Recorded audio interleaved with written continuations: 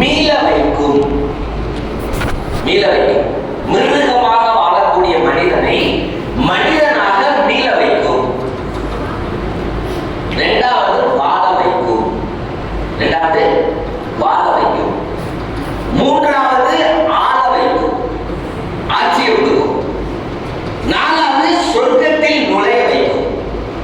இந்த தீனுடைய கல்விக்கு 4 செயல்பாடுகள் இருக்கிறது. ஃபர்ஸ்ட் என்ன செய்யும்? மீள வைக்கும். எல்லாரும் தீனுடைய கல்வியை கத்துக்கிட்டாங்க அப்படின்னு சொன்னா வாழ வைக்கும்னா எப்படி வாழ வைக்கும்?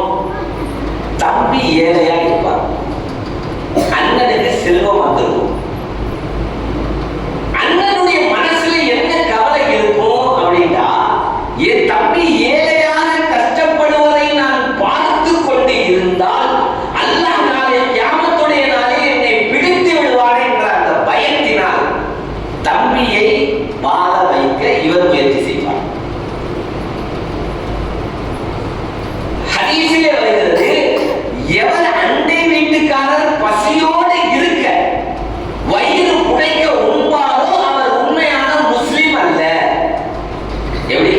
பக்கத்து வீட்டுக்காரன் சாப்பிட்டானா இல்லையா, பக்கத்து வீட்டுக்காரன் வீட்டுல அடுப்பு எரிஞ்சுச்சா இல்லையான்ற அந்த நினைப்பே இல்லாம சாப்பிடக்கூடிய வாய்ப்பு ஒரு முஸ்லிமுக்கு இருக்காதுன்னு நபி ஸல்லல்லாஹு அலைஹி வஸல்லம் சொன்னாங்க. இப்ப நம்ம சாப்பிடும் போது நம்ம பக்கத்து வீட்டுக்காரனை பத்தி நினைப்பு இல்லாம சாப்பிட்டோம்னா நாம முஸ்லிம் சொல்றதுக்கு அந்தஸ்து உள்ளவர்களா யோசித்து பார்க்க வேண்டும். அப்ப பக்கத்து வீட்டுக்காரன் பசியோட இருக்க வயிறு புடைக்க சாப்பிட மாட்டான் அப்படிங்கிறது ஒரு மூமியினுடைய பண்புனா, இவர் என்ன செய்வாரு? பக்கத்து வீட்டுல கதவை தட்டுவார். என்னம்மா இன்னைக்கு குழம்பாக்குனீங்களா? இல்ல, வீட்டுல ரசம் வச்சிருக்கேன், சாம்பார் வச்சிருக்கேன், கொஞ்சம் முட்டை பொரிச்சு கொண்டு வரவா கேட்பா. கொண்டு போய் கொடுப்பா. வாழ வச்சு தீன் என்ன செய்யுது? வாழ வைக்கும். பாத்தீங்களா? தீன் இல்லைன்னா வாழ வைக்காது. பக்கத்து வீட்டுக்காரன் சேர்த்தா என்ன, வாழ்த்தா என்ன, நான் மட்டும் நான் இருந்துக்குவேன். இது முஸ்லிமுடைய பண்பு அல்ல. அவ முஸ்லிமாக வாழணும்னா இஸ்லாம் என்ன சொல்லுதுன்னு கத்துக்கணும். கத்துக்கிட்டாதான் முஸ்லிமா வாழ முடியும். கத்துக்கிறதா என்ன செய்ய முடியாது? முஸ்லிமா வாழ முடியாது. அவங்களுக்கு சட்டம் தெரியாது. ஒரு குறிப்பிட்ட காலத்துக்கு அப்புறம் தாயை பார்த்தா கோபம் வந்துடும். டீனேஜ் வரைக்கும் தாய் மேல பாசம். டீனேஜ் வரைக்கும் தாய் மேல பாசம். அதெல்லாம் பார்த்து நம்ம பிள்ளைன்னு நினைச்சுக்க கூடாது. அதை பார்த்துட்டு நம்ம பிள்ளை அப்படின்னு நினைக்க கூடாது. ஏன்னா அவனுக்கு ஒட்டுறதுக்கு ஆள் கிடையாது. சச்சாவை போய் ஒட்ட முடியாது, பெரியத்தாவை போய் ஒட்ட முடியாது. அதனால அத்தாவும் ஒட்டுவான். சின்னம்மாவை போய் ஒட்ட முடியாது, பெரியம்மாவோட போய் ஒட்ட முடியாது, பக்கத்து வீட்டுக்கார அம்மாவோட போய் ஒட்ட முடியாது. அதனால என்ன செய்வான்? அம்மான்னு ஒட்டுவான். எப்ப நம்பரை பத்தி அவனுக்கு தெரியுமோ, என்ன தெரியும்? இதை செய்யக்கூடாதுன்னு அம்மா சொல்லுவோம், இதை செய்யக்கூடாதுன்னு அக்கா சொல்லுவாங்க. அப்பதான் நம்ம மேல டென்ஷன் ஆகும். இந்த டென்ஷன் எப்படி வாங்கும்னா, நாளைக்கு கல்யாணம் பண்ணுவோம், மனைவி வருவா, உங்க அம்மா அப்படி சொன்னாங்க, இப்படி ஒரு குடும்பத்துல என்னால வாழ முடியாதுவா. அப்ப இவனுக்கு டென்ஷன் என்ன செய்யும்? ட்ரிபிள் மடங்கா ஆகும். அப்பதான் அம்மாவை எதிர்த்து அம்மா வாய வச்சுட்டு சும்மா இருக்க மாட்டியாமோ. ஆனா அல்லாஹ் குர்ஆன்ல சீன் என்று கூட சொல்லிடாதீங்க, சீ என்று கூட சொல்லிடாதீங்க. அதனாலவே எங்க அம்மாவை நான் சீன்னு சொல்றது இல்லை, மற்ற எல்லாருக்கும் திட்டுவேன் அப்படிங்கிறாங்க. சீன் மட்டும் சொல்ல மாட்டேன், மற்றபடி எல்லா கெட்ட வார்த்தையும் பேசுகிறது. ஏய் எப்படி இப்படி கூட அவர் அம்மாவை சீ என்று கூட சொல்லிவிடாதுன்னா இது ஆக கடைசியா ஆரம்பத்தில் சொல்ற வார்த்தை ஃபர்ஸ்டே தடை போட்டது குர்ஆன். அப்படிங்கிற அந்த வார்த்தைக்கு கூட இஸ்லாம் என்ன செய்யல? அனுமதி கொடுக்கல. இப்ப அந்த மகனுக்கு தாயின் மீது வரக்கூடிய அந்த அளப்பரிய கோபம், தாயை வெட்டி விடுவோமா என்று வரக்கூடிய அந்த ஆனந்தம், இந்த வார்த்தை, இந்த குர்ஆன் அவருடைய உள்ளத்தில் நுழைய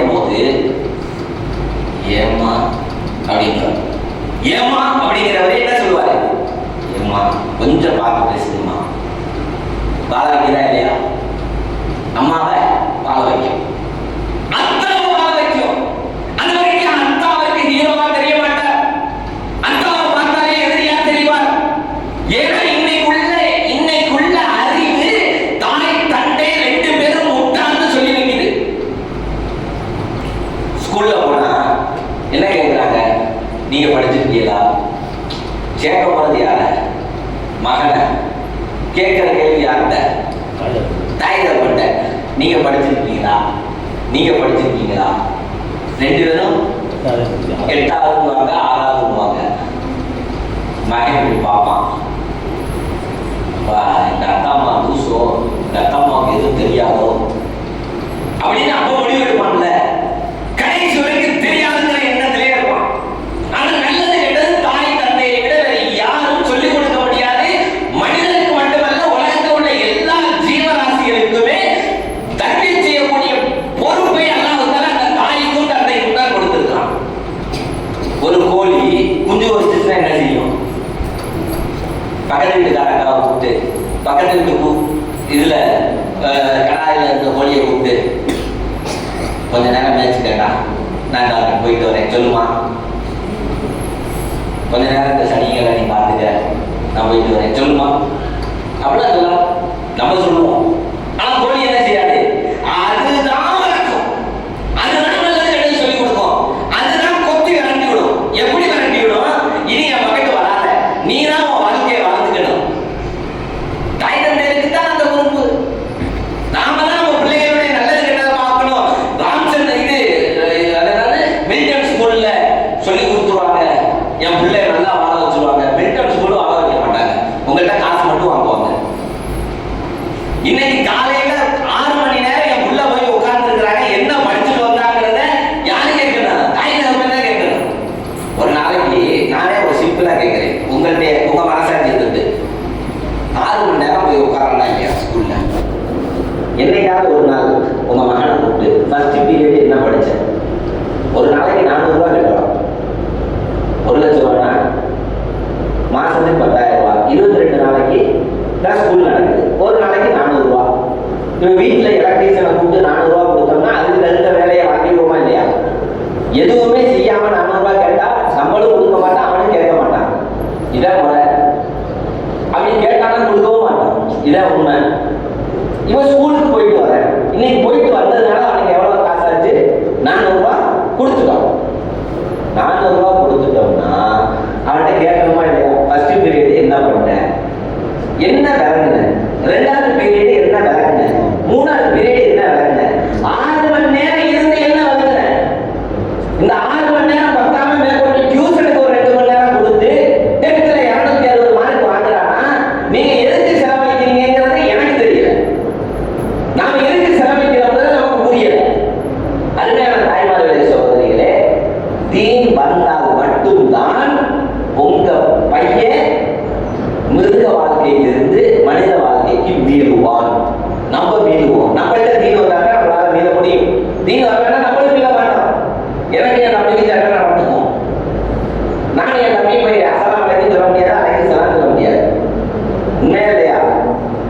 என் தம்பி என்னை பார்த்து அண்ணேன்னு சொல்றதுக்கும் நான் அண்ணனை பார்த்து தம்பின்னு சொல்றதுக்கும் அல்லாங்கிற ஒண்ணுதான் காரணம்.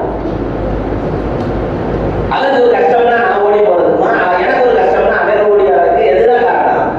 அல்லாங்கிறது மட்டும்தான் காரணம். அல்லாங்கிற காரணம் தான் மீள வைக்கும், வாழ வைக்கும். அதுக்கப்புறம் இந்த வாழ்க்கையை பார்த்த மற்ற மக்கள், நீங்க தான் எப்படிப்பா இப்படி வாழ்றீங்க, உங்கள ஏழைகளே இல்லையே ஏன்? அது உமர் இருக்காங்க காலத்துக்கு அப்புறம் உமர் இப்னு அப்துல் அஜீஸ் காலம் வந்துச்சு. மதீனாவுக்கு செல்வமா வந்து குமியுது. ஏழைகிட்ட கொண்டு போய் கொடுக்கணும், ஏழை யாருமே இல்லை. என்ன பண்றது? எல்லாரும் பணக்காரனாயிட்டா என்ன செய்யறது? எனக்கு இல்லைனா எனக்கு இல்லைனா எனக்கு இல்லைனா என்னடா கொடுக்குற காசை வாங்குறதுக்கு ஆள் இல்லையே. எப்ப வாழ வச்சிருச்சு, வாழ வச்சா இந்த நிலைமை வரும். மதீனா பள்ளி வாசலை சுத்தி ஏழைகளே இருக்க மாட்டாங்க. மதீனா பள்ளி வாசல்ல சுத்தி இருக்கிறவங்கள்ட்ட தீன் வந்துருச்சுன்னா வாழ வைக்கும். இதை பார்த்த மற்றவர்கள், நீங்க எல்லாம் எப்படி நல்லா வாழ்ந்தீங்க, இந்த மார்க்கத்தை வச்சுதான் வாழ்றோம், அப்படின்னா நாங்களும் மார்க்கத்தை எடுக்கிறோம், இந்த மார்க்கத்துல இருக்கிறவங்க எங்களை ஆட்சி செய்யுங்கள். அப்படித்தான் இந்தியாவில 850 வருஷம் ஆட்சி நடந்துச்சு, முஸ்லிம்கள் ஆட்சி. அதுக்கப்புறம் நம்ம என்ன செய்யும்? இந்த மார்க்க கல்வி சொர்க்கத்துல கொண்டு போய் நுழைய வைக்கும். இன்னைக்கு தாய்மார்களே, சோதரிகளே, நாம் மீண்டு விட்டோமா, மீண்டோமா என்று பார்க்கணும், வாழ்கிறோமா என்று பார்க்கணும். தீன் இருக்கு, தங்கச்சிட்ட தீன் இல்லை. அண்ணன்கிட்ட தீன் இருக்கு, தம்பிட்ட தீன் இல்லை. குடும்பத்துல நிம்மதி இல்லை. தாய்மார்களே சோதரிகளே, ஹதீஸ்ல வருது, மையத்தை அடக்குவதற்கு முன்னாடி சொத்தை பிரிச்சிடணும்னு வருது. பூர்வீக சொத்து, நாங்கெல்லாம் காலகாலமா பூர்வீகமா வந்து இந்த விளையாட்டுலாம் இஸ்லாத்துல வேலை இல்லை. 1 கோடி ரூபாய் இருக்கா, 4 அண்ணன் தம்பி 4 பேரா, அல்லது ஒரு பொம்பளை பிள்ளை 2 ஆம்பளை பிள்ளையா, அல்லது ஒரு ஆம்பளை பிள்ளை 2 பொம்பளை பிள்ளையா, ஆம்பளை பிள்ளைக்கு 50 லட்சம், ஒரு பொம்பளை பிள்ளைக்கு 25 லட்சம், இன்னொரு பொம்பளை பிள்ளைக்கு 25 லட்சம் கொடுத்து முடிச்சுட்டு தான் மையத்தையே தூக்கணும். கொடுத்து முடிச்சுட்டு தான் மையத்தையே தூக்கணும். ஆனா இன்னைக்கு சொத்துக்கள் பிரிக்கப்படாம சண்டையிட்டு எங்க செய்யணும்? போலீஸ் ஸ்டேஷன்ல, கோர்ட் வாசல்ல நின்றுகிட்டு இருக்கிறோம். காரணம் என்ன? மீள வைக்கவில்லை. ஏன் மீள வைக்கல? தீன கத்துக்களை மீள. அப்ப தீன கத்துக்கிறதுக்கான ஒரு சூழ்நிலை அல்லாஹ் உருவாக்கணுமா இல்லையா? இதுக்கடுத்து நம்ம அங்க வருவோம். அல்லாஹ் உருவாக்கணும். அல்லாஹ் மேலூருக்கு உருவாக்கினான். அல்லாஹ் என்ன செஞ்சான்? மேலூருக்கு உருவாக்கினான். இன்னைக்கு கூட காரைக்குடிக்கு போயிருந்தேன். காலையில் அண்ணா நகர் 2001 நான் பள்ளியாசத்துலேருந்து போய் சொல்லலை. 2001 அண்ணா நகர் பள்ளியாச தலைவர் மேலூருக்கு வந்திருக்கார். அப்போ மார்க்கெட்டுடைய வாடகை கொஞ்சம் கூட இல்லாததை பார்த்துருக்காரு. அவர் சொல்றேன். ஆனா இன்னைக்கு 2026 இப்போ நான் மேலூருக்கு போறேன்.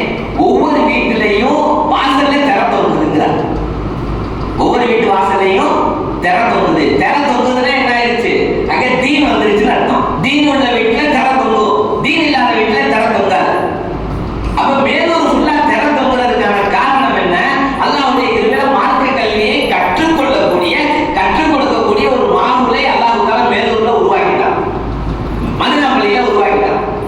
அதனால நான் சொல்றது என்ன அப்படின்னா, அண்ணா நகர் தலைவர்கிட்ட சொன்னது என்னன்னா, நீங்க அல்லாஹ்ட்ட துஆ செய்யுங்க. எங்க காரைக்குடியை நினைச்சா கவலையா இருக்கு. வாரத்துக்கு ஒரு பொண்ணு இஸ்லாத்தை விட்டு வெளியேறி போகுது.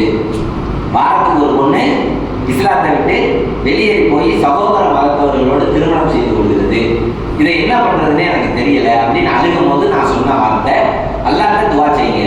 ஏன்னா அல்லாஹ் தஆலா நலவ நாடுனா தான் அங்க இல்ம கற்றுக் கொடுக்கக்கூடிய சூழ்நிலையை உருவாக்குவான். மதீனா பள்ளியில சுத்தி இருக்கக்கூடிய முஹல்லா வாசிகளை அல்லாஹ் வெறுத்துட்டானா, முதல் விஷயம் இங்க இருக்கிற அஜரத்துக்கு மக்கள் நடத்தக்கூடாதுங்கிற எண்ணத்தை போட்டுவோம். சுத்தி நவுதுபில்லா அல்லாஹ் நம்மளை பாதுகாப்பான. முதல்ல என்ன செய்வான்? அஜரத்துக்கு மக்கள் நடத்துறது மேல ஒரு விருப்பத்தை எடுத்துருவான். அவர்கிட்ட என்ன 1000 பேசினாலும் அவரால் என்ன செய்ய முடியாது. பிள்ளைகளுக்கு மதரசா நடத்தக்கூடிய எண்ணமோ ஆசையோ அவருக்கு வராது. 2வது அல்லாஹ் தஆலா முஹல்லாவின் மீது அதாபை இறக்கணும்னு நாடிட்டானா நிர்வாகத்துக்கு மக்கள் மேல உள்ள கவலையை எடுத்துருவோம். 3வது உங்களுடைய உள்ளத்துல இருந்து இந்த மக்களுடைய கவலையை எடுத்துருவோம். என் பிள்ளை தீனை கத்துக்கணும், என் பிள்ளை குரானை கத்துக்கணுங்கிற எண்ணம் உங்களுடைய உள்ளத்துல இருந்தும் எடுபட்டு போயிடும். இதை முடிவு பண்ணிட்டாங்கன்னா அல்லாஹ் தஆலா நம்மளை தண்டிக்க நாடிட்டான்னு அர்த்தம். இந்த 3 நடந்துருச்சுன்னா நீங்க அல்லாஹ்வுக்கு டெய்லி 2 ரக்காத் நன்றி செலுத்தணும். ஏன்னா ஹதீஸ்ல நான் சொல்லல, எம்பெருமானார் முஹம்மது ஸல்லல்லாஹு அலைஹி வஸல்லம் அவர்கள் நபித்தார்கள் கூறினார்கள், மய்யுரிதுல்லாஹு பிஹி கைரன், யாருக்கு அல்லாஹ் தஆலா நலவை நாடுகிறானோ, நாடினானோ, நாடி விட்டானோ, யுஃபக்ஹுஹு ஃபித்தீன், தீனிலே விளக்கமுடையவர்களாக ஆக்கி விடுவான். அப்ப தீனில விளக்கமுடையவர்களாக ஆக்குறதுக்கு உண்டான சூழ்நிலை உருவாகிறது. அல்லாஹ் நலவு நாடுவதுடைய வெளிப்பாடு. அல்ஹம்துலில்லாஹ் சொல்லுங்க. அல்ஹம்துலில்லாஹ். அல்லாஹ் தஆலா நம்மளுடைய மகளாவை நாடிட்டான். ஏன்னா நலவு நாடுனதே இந்த மார்க்க சூழ்நிலை வரும். அதனால நான் சொன்னேன், அண்ணா தலைவர்கிட்ட சொன்னேன், தலைவரே உங்க மகளாவை அல்லாஹ் நாடலன்னு நினைக்கிறேன், நீங்க துஆ செய்யுங்க. வேற ஒண்ணுமே செய்ய முடியாது. எங்க அஜரத்து நடத்த மாட்டேங்கிறாரு, வைக்காம நடத்த மாட்டார். நீங்க துஆ செய்யுங்க, அல்லாஹ்ட்ட கேளுங்க, யா அல்லாஹ் நாங்க என்ன அப்படி செஞ்சுட்டோம், எங்களை அழைச்சிடாத, எங்களுக்கு இல்ம கற்றுக் கொடுக்கக்கூடிய சூழ்நிலை கொடு. ஏன்னா 1000 முறை முயற்சி செய்தாலும் 100 முறை முயற்சி செய்தாலும் பல பள்ளிவாசல்களில் போய் நாங்கள் கெஞ்சினாலும் நாங்கள் மக்கள் எடுக்கக்கூடிய சூழ்நிலை வரமாட்டேன். மாறாக நம்மளை எதிர்க்கிறார்கள், நம்மளை புறக்கணிக்கிறார்கள், நம்மளை அசிங்கப்படுத்துறாங்க. அப்ப நான் யோசிக்கிறது, என்னடா இவ்வளவு கெஞ்சிரும், இவ்வளவு போய் பேசுறோம், இந்த மக்கள் போய் ஆரம்பிக்க முடியலையே. அப்பதான் இந்த ஹதீஸ் கண்ணுக்கு தெரிஞ்சிச்சு. நீ என்ன நான் முகல்லாவ நலவு நாடல, அதனால இல்ம கற்றுக் கொடுக்கக்கூடிய சூழ்நிலையை நான் உருவாக்கல. நீ தலைகீழ நின்னால என்ன செய்ய முடியாது. நான் நலவு நாடுனா தான் இங்க உள்ள தலைவருக்கு புரியும், இங்க உள்ள இமாமுக்கு கவலை வரும், இங்க உள்ள மக்கள் உங்களுடைய உள்ளத்துல கவலை வரும். 150 ரூபாய் என்ன 300 ரூபாய் கொடுப்பீங்க, 500 ரூபாய் கொடுப்பீங்க, 1000 ரூபாய் கொடுப்பீங்க, இதுக்கெல்லாம் செஞ்சு கேட்க வேண்டிய அவசியம் இல்லை. எப்படியாவது எங்க மகளால மதரசா நடக்கணும் அப்படிங்கிற வேகமும் ஆசையும். ஏன்னா இந்த மதரசா யாருடைய மதரசா? உங்களுடைய மதரசா. இந்த மதரசா யாருடைய மதரசா? உங்களுடைய மதரசா. இங்க யாரு வந்து ஓதுறா? உங்க பிள்ளைங்க ஓதுறாங்க. அதுக்கு இன்னைக்கு இருப்பார், நாளைக்கு போயிடுவார். இன்னைக்கு ஒரு நிர்வாகி இருப்பார், நாளைக்கு வேற நிர்வாகி வந்துருவார். ஆனால் இங்க மக்கள் கியாமத் நாள் வரைக்கும் நடக்கணும்னா அது உங்களுடைய மதரசா. நீங்க அல்லாஹ்ட்ட துஆ செய்யுங்க. அல்லாஹ் தஆலா இந்த மதரசாவை கியாமத் நாள் வரைக்கும் நடத்தக்கூடிய நசீபை தந்தருவானாக. அருமையான தாய்மார்களே, சோதரிகளே, நம்முடைய பிள்ளைகளிடத்துல தீனை கொடுத்து ஈமானை கொடுத்து அல்லாஹ்வோட தொடர்பை ஏற்படுத்திட்டா உங்க உள்ள உங்களுக்கு சொந்தம். உங்க உள்ள உங்களுக்கு சொந்தமா இல்லையா? அவன்கிட்ட தீனை சொந்தமாக்குங்க, அவன் உங்களுக்கு சொந்தமாகும். இல்லைன்னா வேற யாருக்காவது சொந்தமாயிருக்கும். ஷைத்தானுக்கு சொந்தமாயிருக்கும். ஷைத்தானுக்கு சொந்தமாயிருக்கும். தன்னுடைய மன இச்சைக்கு சொந்தமாயிருக்கும். நிம்மதி இல்லாத வாழ்க்கைக்கு சொந்தமாயிருக்கும். அவன்கிட்ட நீங்க தீனை கொடுக்காதது உங்களுக்கு மட்டும் பிரச்சனை இல்லை, அவன் வாழ்க்கையிலுமே பிரச்சனை. எத்தனை தலாக் வருது, எத்தனை பேர் அசரத் இவரோட வாழ முடியல, எங்களை பிரிச்சு விட்டுருங்க. ஃபோனு வந்தாலே இதே, ஃபோனு வந்தாலே இதே காரணம் அவரை பிடிக்கிறார், மது அருந்துறார், வாழ தெரியல, பண்ண தெரியல, எந்த விதமான நல்லது கெட்டது பார்க்க தெரியல, இப்படிதான் வரும். அப்ப என்னன்னா அந்த பெற்றோரை கூப்பிட்டு இன்னும் உங்க மைனுக்கு அல்லாஹ்னே சொல்லி தரலையா, ஈமானே சொல்லி தரலையா, அல்லாஹ் ரசூலே சொல்லி தரலையா? சொல்லி தந்தா தானே அந்த சூழ்நிலை வரும். நாமளும் அதை ரசிக்கணும், நம்மளும் அதை ருசிக்கணும். நம்முடைய வாழ்க்கையில அந்த மாவுல கொஞ்சம் கொஞ்சமா கொண்டு வருது. சிரமம் கொஞ்சம் சிரமமா தெரியும், ஆனா கொஞ்சம் கொஞ்சமா என்ன செய்யணும், கொண்டு வருது. இதுவரை நீங்க பிஸ்மில்லா சொல்லி சாம்பார் செய்யலையா, நாளையில இருந்து கொஞ்சம் ஸ்டார்ட் பண்ணு. அடுப்பு பற்ற வைக்கும் போது பிஸ்மில்லா சொன்னது இல்லையா, கொஞ்சம் ட்ரை பண்ணிப்பார். பிஸ்மில்லா சொல்லி அடுப்பு பற்ற வை, சிரமம் இல்லையே. சுபஹானல்லாஹ்னு சொல்லி துவைக்கலையா, ஒரு தடவை துவைச்சுப்பார். மனசுக்குள்ள அல்லாஹ்னு சொல்லிப்பார், லேசு. அப்புறம் ரசிக்க ஆரம்பிச்சோம், அப்புறம் மனசு அமைதியாக ஆரம்பிச்சோம், அப்புறம் நம்ம தேடின அமைதி இதுதாங்கிறது புரிய ஆரம்பிச்சோம். இப்போ எல்லார் மனசுலேயும் ஒரு குழப்பமும் ஒரு கவலையும் இருந்துகிட்டே இருக்கு. என்ன ஆகுமோ ஏதாகும், நாளைக்கு என்ன ஆகும், நாளை கழிச்சு தான் நம்ம வீடு கட்டுவோமா மாட்டோமா, வாழ்வோமா மாட்டோமா, எப்போ வாழப்போம். இப்போ வாழ்ந்துருக்காங்க, ஆனால் ஒன்றும் வாழ்ந்த மாதிரியே தெரியல நமக்கு. வாழ்வோமா மாட்டோம், செத்துருவோமா உயிரோட இருப்போம். இப்படியே அல்லாஹ் சொல்லி பார்க்கும்போது மனசு என்ன செய்யுது, சாமி கொஞ்சம் கொஞ்சமா அந்த மாற்றம் உண்டாகும். அல்லாஹ்வுடைய பழக்கத்து தெரியும். அப்போ கொஞ்சம் கொஞ்சமா ரொம்ப சிரமப்பட்டு தான் மாற வேண்டும். டக்குன்னு ஆபியா பசரியா மாதிரிலாம் ஆக வேண்டும். கொஞ்சம் கொஞ்சமா முயற்சி செய்யும், கொஞ்சம் கொஞ்சமா அல்லாஹ் சொல்லி பழகு. 5 வக்து தொழுகிறத கொஞ்சம் ட்ரை பண்ணிப்பார். பஜருக்கு எந்திரிக்கிறதுக்கு ட்ரை பண்ணிப்பார். நைட்டு 9 மணிக்கே தூங்க வைக்கிறதுக்கு ட்ரை பண்ணிப்பார். நாளைக்கே உங்கள் மகன் வந்து மதுரை மாவட்டத்தில் கலெக்டராக உட்கார போகிறதில்லை, அதனால ரொம்ப டென்ஷன் எடுத்துக்க தேவையில்லை. நைட்டு 9 மணிக்கு லைட் ஆஃப் பண்ணிடு, டிவி எல்லாமே ஆஃப் பண்ணிடு. காலையில் பஜருக்கு எந்திரிக்க சூழ்நிலை வந்துடும். நைட்டு 12 மணிக்கு தூங்கி பழகிட்டோம்னா பஜருக்கு எந்திரிக்க முடியாது. நைட்டு 1 மணிக்கு தூங்கி பழகிட்டோம்னா பஜருக்கு தூங்க முடியாது. அப்போ 1 மணிக்கு 2 மணிக்கு தூங்குற பழக்கத்துலேருந்து கொஞ்சம் வெளியே வரணும். கொஞ்சம் 11 மணிக்கு தூங்கிட்டோமா கொஞ்சம் 10:30க்கு ஆகுங்க. அப்புறம் கொஞ்சம் அப்படியே முன்னேறி 10 மணிக்கு வாங்க, அப்புறம் 9:30 மணிக்கு வாங்க, அப்புறம் 9 மணிக்கு வாங்க. 9 மணியா வீட்டில் லைட் ஆஃப் ஆயிடும், 4 மணியா வீட்டில் லைட் எரியும்.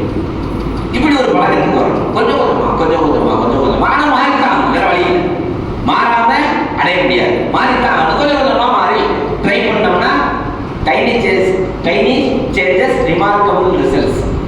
டைனி சேஞ்சஸ், சின்ன சின்ன மாற்றங்கள், ரிமார்க்கபிள் ரிசல்ட்ஸ், ஒரு பெரிய ரிசல்ட்டை தரும் இன்ஷா அல்லாஹ். அவ கொஞ்சம் முயற்சி செய்யலாமா இன்ஷா அல்லாஹ். அல்லாஹ் தஆலா அப்படிப்பட்ட ஒரு நல்ல நசீபை நாம் அனைவருக்கும் தந்தருவானாக. ஆமீன். அல்ஹம்துலில்லாஹி ரப்பில் ஆலமீன். அல்லாஹும்ம ஸல்லி அலா ஸய்யிதினா முஹம்மதின் வ அலா முஹம்மதின் வ பாரிக் வஸல்லிம் அலைஹி. அல்லாஹும்ம ஃபிர் லனா ذنوبنا وخطايانا كلها يا رب العالمين. اللهم ارزقنا وارزقنا علم التوحيد وعمل الاخلاص وحسن الخاتمه. ربنا ظلمنا انفسنا وان لم تغفر لنا وترحمنا لنكونن من الخاسرين. ربنا اتنا في الدنيا حسنه وفي الاخره حسنه وقنا عذاب النار. صلى الله تعالى وسلم على خير خلقه سيدنا محمد وعلى اله وصحبه اجمعين برحمتك يا ارحم الراحمين والحمد لله رب العالمين. سبحان الله وبحمده سبحان الله وبحمدك اشهد ان لا اله